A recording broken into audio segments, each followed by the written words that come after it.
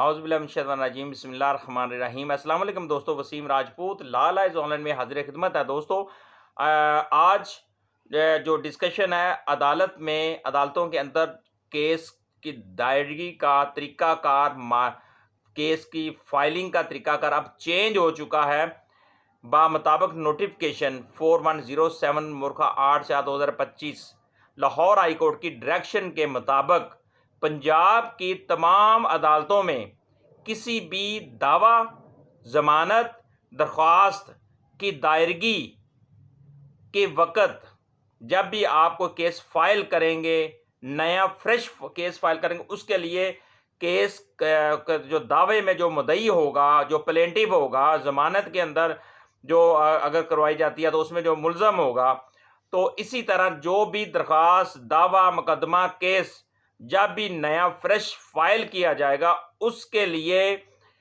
مدعی کا ہونا انتہائی ضروری ہوگا، اور وہ اس کی موجودگی میں کیس فائل ہوگا، اور اس کا بائیو میٹرک ہوگا، اس کا موبائل نمبر لکھا جائے گا، اس کا نشان انگوٹھا لگایا جائے گا، اور اس کی باقاعدہ طور پر تصویر بنائی جائے گی۔ اگر یہ چیزیں دعویٰ فائل کرتے وقت پلینٹیو جو ہے، مدعی جو ہے کیس کا، اس کا موجودگی اس کی نہ ہوئی،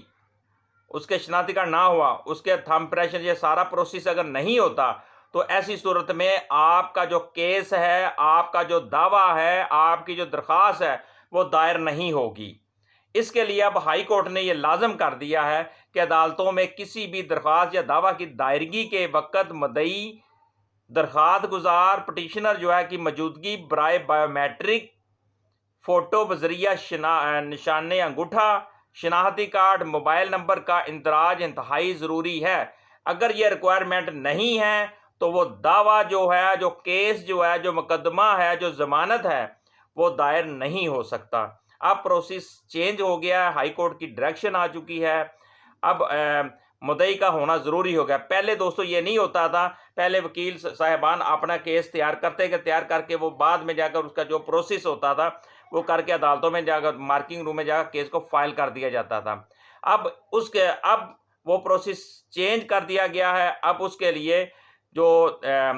جس شخص نے دعویٰ کیا، جو مدعی ہوگا دعوے کا، کیس کا جو مدعی ہوگا، اس کا ہونا ضروری ہے۔ مجھے اپنی دوستو دعاؤں میں یاد رکھیے گا۔ السلام علیکم۔